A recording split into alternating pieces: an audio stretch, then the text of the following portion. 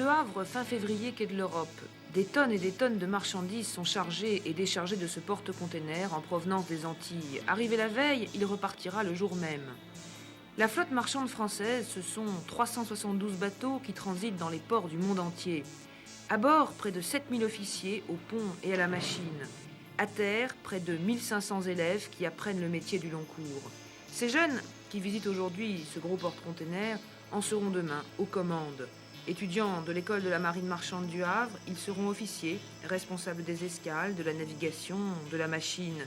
Ils ont entre 20 et 27 ans, viennent surtout des régions bretonnes et parisiennes et ne sont pas, pour la plupart, issus d'un milieu maritime.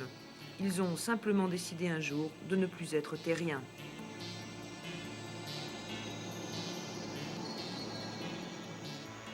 Le conteneur est verrouillé sur le spreader et l'ensemble est remonté et ensuite déchargé sur une remorque qui se trouve sur le quai.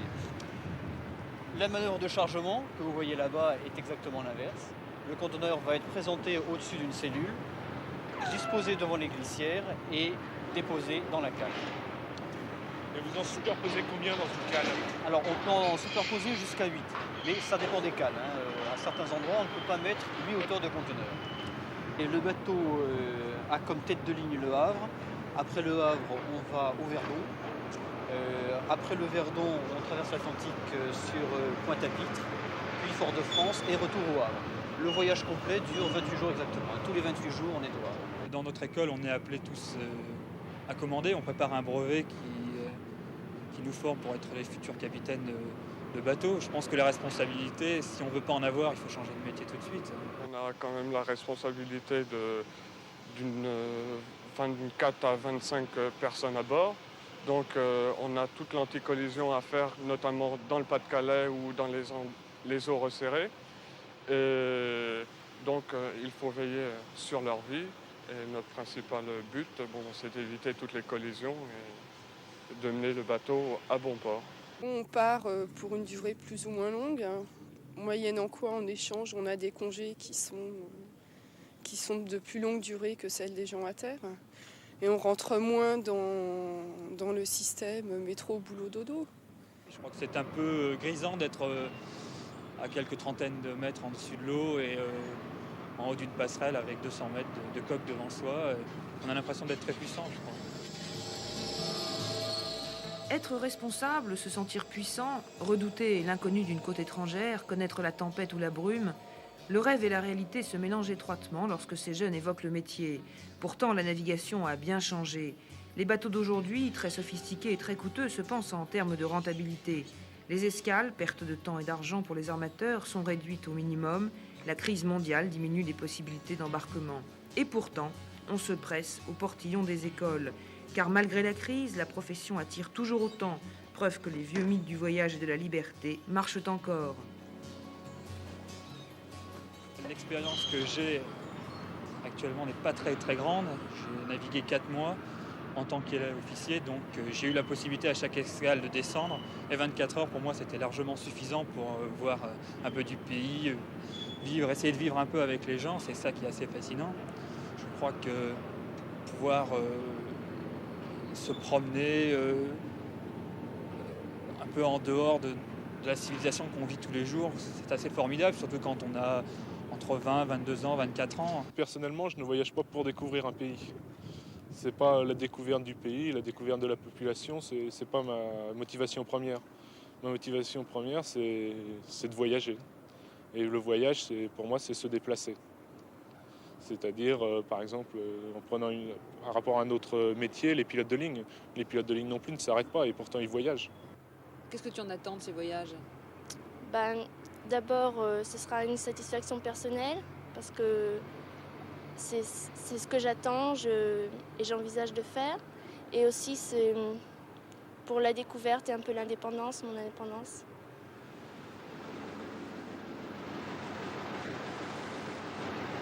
Plutôt longue la formation jusqu'à l'obtention du brevet de capitaine première classe. Pour commencer, un concours d'entrée pour les bacheliers ou équivalents. Puis 3 années d'école, entrecoupées de stages d'été sur des navires. Viennent ensuite le service militaire et 20 mois d'embarquement obligatoire en tant qu'officier avant de pouvoir passer en 4e année. Cette dernière année d'école délivre le diplôme Mais il faut encore naviguer 36 mois avant d'obtenir le brevet de capitaine. Au total, en comptant les vacances, soit 18 jours par mois de navigation, 12 ou 13 années sont nécessaires pour devenir capitaine. Quant au grade suprême de commandant, il s'obtient à l'ancienneté, ne pas l'espérer avant 40 ans minimum. Voilà pour la formation générale. Quant aux cours enseignés à l'école, ils sont très diversifiés. Beaucoup de travaux pratiques, comme ici, dans cette salle des machines, où les élèves apprennent à connaître, démonter, réparer les moteurs. Là, c'est bon, là. Tu t'amènes à la fréquence. Vous ajustez sur quoi quand vous ajustez sur la fréquence? J'agis sur le plan de combustible du moteur. Combustible ou bien? Oui, du moteur. Du moteur, et puis alors ça amène à la fréquence du moteur. Bon, là, il y a presque égalité. On peut peut-être mettre le tableau de synchronisation en service. Depuis 1967, l'enseignement de l'école de la marine marchande est polyvalent, c'est-à-dire qu'il forme des officiers au pont et à la machine. Cette polyvalence a été souhaitée par les armateurs français puisqu'ils peuvent ainsi employer une même personne indifféremment à la passerelle ou au moteur. On peut ainsi faire des économies d'effectifs. Sur les navires modernes actuels, je pense que la formation polyvalente est nécessaire, non seulement nécessaire, mais même intéressante pour nous, puisqu'elle nous permet de connaître vraiment le fonctionnement d'un navire dans tous les domaines, tant au point de vue pont qu'au point de vue machine.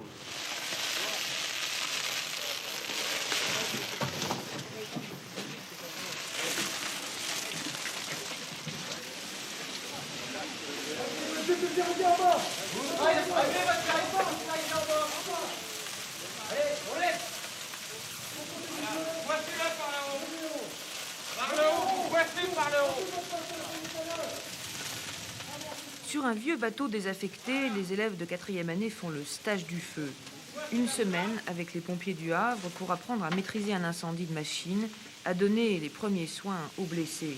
Ce stage vient compléter les cours théoriques sur la sécurité à bord des bateaux, chapitre très important, les gros moyens sont d'ailleurs employés. Ici, c'est l'hélicoptère de la protection civile qui montre comment procéder à l'hélitreuillage d'une civière.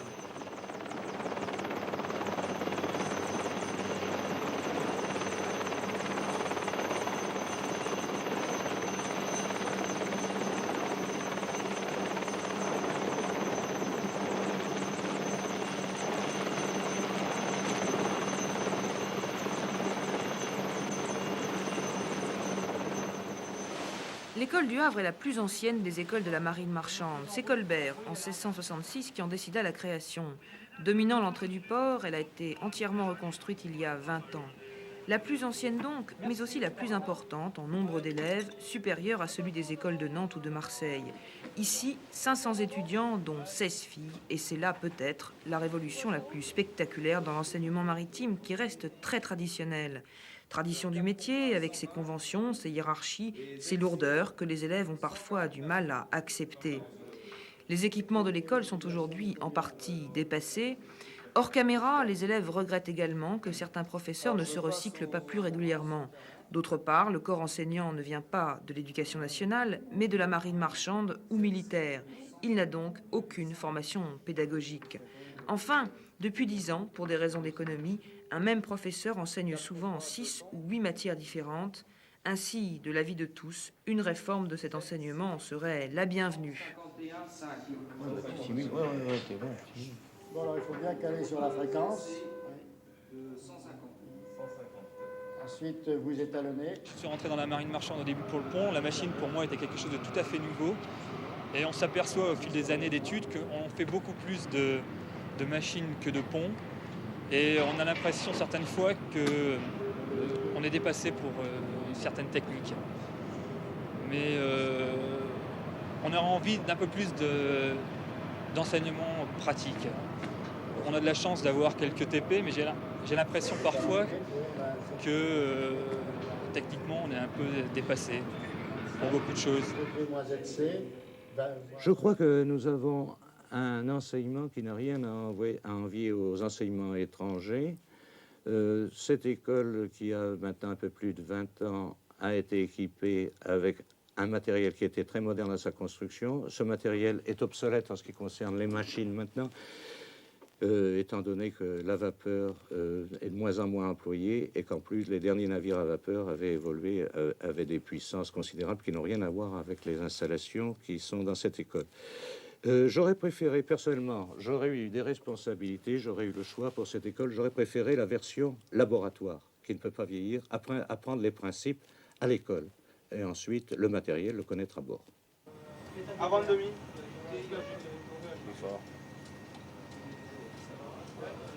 255. Le baromètre d'un météo. 260. 275. Avant toute manœuvre. Hein. Avant toute de manœuvre. Hein. Avant toute. 280. L'Alidad, c'est le nom du seul bateau-école affrété par la Compagnie Générale Maritime pour les écoles de la marine marchande. Les élèves de deuxième année y font 2 stages d'1 semaine. Mis en application directe de l'enseignement théorique, ce navire est équipé des principaux appareils que les étudiants retrouveront à bord des gros cargos ou pétroliers. En tant que stagiaires, ces élèves ont déjà fait 2 mois de navigation entre leur première et seconde année. Mais bien souvent, ils n'ont pu qu'observer sans vraiment intervenir. Et ce bateau est en fait leur premier vrai contact actif avec les machines ou la passerelle. Vous le voyez. Bon, et puis les cheminées. Et vous donnez ces 2 relèvements au navigateur qui va porter le point. Et là, vous ici, quand même, vous serez encore ici pour calmer, vous voyez. Alors là, vous avez directement la porte suivante.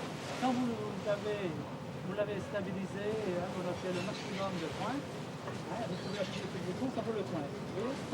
Là, c'est mieux. Alors ensuite, ça part soit au panneau télécommande de la machine, qui est là, et celui du pont. Hein, parce que ici, on est envoyé à la passerelle. Donc l'action sur l'orientation du pas des hélices ne rentre pas en jeu puisque c'est la passerelle.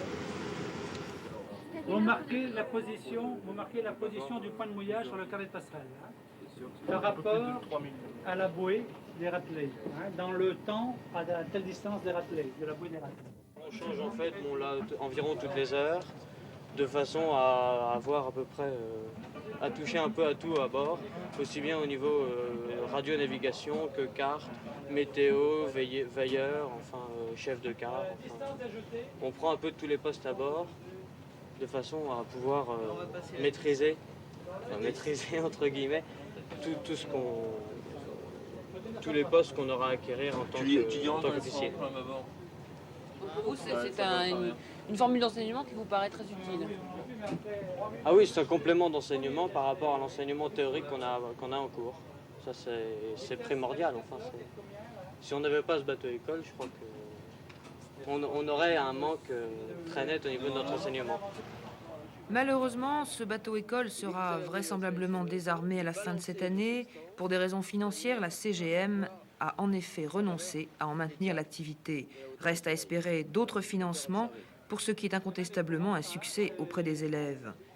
À la fin de la 3e année, les étudiants embarquent comme officiers pour 20 mois de navigation. L'arrivée, même timide, des femmes dans la profession n'a pas manqué de susciter des problèmes. Rien dans la réglementation n'avait prévu ce cas de figure. Les femmes de cette école commanderont un jour de grosses unités et l'on sait que le milieu est par tradition hostile à la présence féminine sur les bateaux. Il est évident que ce ne sont pas les qualités professionnelles des femmes qui sont en cause, mais la simple opposition de sexe, car dans le microcosme du bord, il est souvent difficile d'évaluer la frontière entre le travail et la vie privée. Pour une femme, ça pose des problèmes. Hein. Vous en avez eu, vous? Moi, j'en ai eu, oui. Quel type de problème? Des problèmes de relation avec les gens. Comment ça s'est passé? Pas toujours très bien. C'est-à-dire? Bon, disons que c'est un peu dur. On est la seule femme à bord avec 27 hommes. C'est sûr qu'il y a des désirs qui se créent. On s'entend plus ou moins bien avec les gens. Bon, il faut essayer de ne pas faire de ségrégation. Et puis, bon, pas trop copiner non plus. Avoir des rapports travail. Et puis, c'est à peu près tout quoi, pour que ça se passe bien. Bon, à la passerelle, on est relativement bien accepté point de vue travail. Ça pose pas trop de problèmes. À la machine, on est beaucoup moins accepté. Oui. Bon, c'est évident qu'il y a des conditions de travail qui sont difficiles. A priori, effectivement, on résiste aussi bien que les hommes. Bon, une femme à 50 degrés, elle fait les mêmes choses. Mais bon, point de vue force physique, c'est évident qu'on n'a pas la même.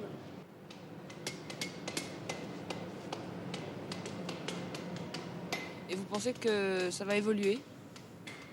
Moi, je pense qu'en France, ça mettra beaucoup de temps à évoluer. Parce que, en fait, pour que les femmes soient acceptées à bord, il faudrait que ce soit moitié-moitié.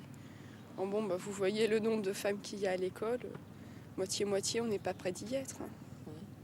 Au départ, le numéro 1 sera sur un pétrolier de type E. Numéro 2, 3 et 4 seront sur des navires de type C, c'est-à-dire des vraquiers. Au numéro 1, vous prendrez 78 tours machine, numéro 2 et 3, 116 tours, et numéro 4, 113 tours. Naturellement, vous êtes par visibilité réduite, et comme d'habitude, vous prenez les mesures nécessaires pour éviter les abordages dont le risque va apparaître d'ici peu. Comme d'habitude également, ne manœuvrez pas trop tôt, examinez la situation d'abord, attendez quelques minutes avant de prendre une décision.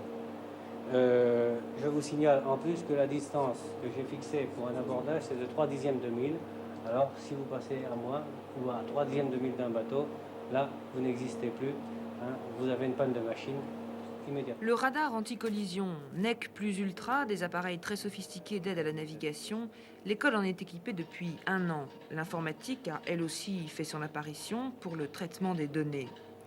Cette technologie de pointe que l'on retrouve sur pratiquement tous les gros navires a naturellement réduit les besoins en personnel navigant. Parallèlement, les conditions de vie à bord se sont beaucoup améliorées, mais ce confort, ce bien-être supplémentaire ne sont sans doute pas étrangers au changement d'atmosphère durant les traversées. Disons que les gens s'isolent plus à bord qu'ils ne s'isolaient avant, on a moins de contact avec les gens. Bon, déjà quand on fait le quart, on ne dort pas aux mêmes heures que les gens, on ne mange pas en même temps qu'eux, ça réduit déjà pas mal. Mais bon, le fait qu'on ait tout le confort dans les cabines, je ne sais pas si c'est vraiment ça qui a fait que les gens s'isolent, mais les gens restent de moins en moins ensemble. Aussi, il y a une vie intérieure. Je pense qu'on peut se replier un peu sur soi et avoir une vie un peu différente de ce qu'on a tous les jours, les contraintes, soit familiales, soit de métier.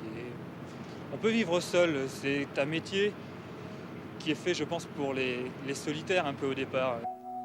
Mon pauvre Henri, mon vieil Alfred, mon pauvre Henri, mon Fred, où tu pêchais des perles de nacre. On trouve des vieux clubs, des pneus d'un lobe. Il y en a qui font la mer rouge en stop. Au fond des volcans, plus de lave, au fond des barques, plus d'esclaves, où tu pêchais des perles roses. Du soir au matin, il y a les jets qui se posent au milieu des massifs de fleurs qu'on arrose. Mon pauvre Henri, mon vieil Alfred, mon pauvre Henri, mon Fred, au fond de l'eau, il n'y a plus rien qui bouge. Mon pauvre Henri, mon vieil Alfred, mon pauvre Henri, mon Fred, où sont les secrets de la mer rouge? Où sont les secrets de la mer rouge? Mon pauvre Henri, mon vieil Alfred, mon pauvre Henri, mon Fred, où tu pêchais des perles rares. Les ploucs installent leurs planches à voile pour faire un pique-nique sous les étoiles.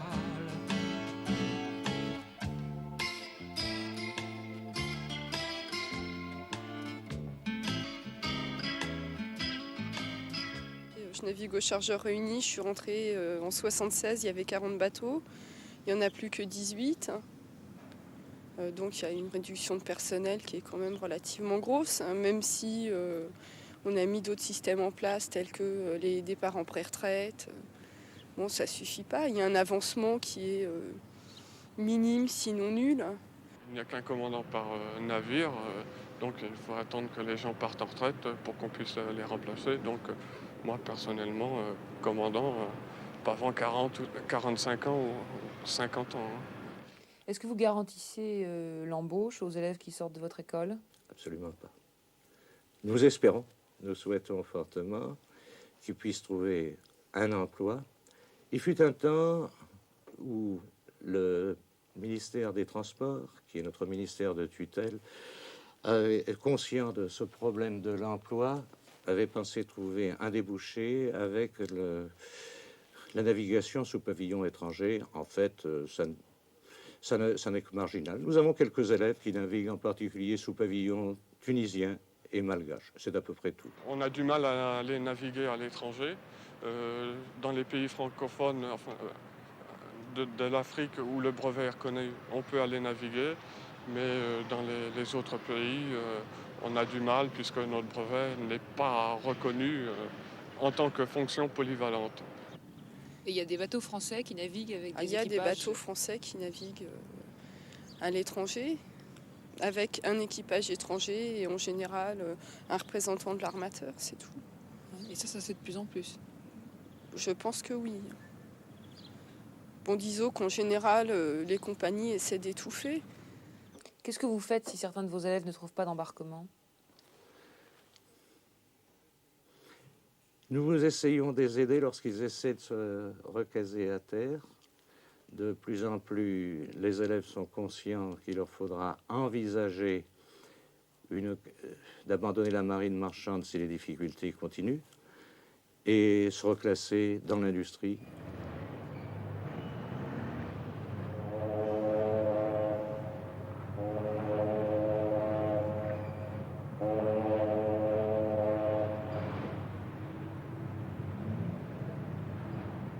Depuis quelques années, des difficultés d'embauche sont apparues dans la marine marchande.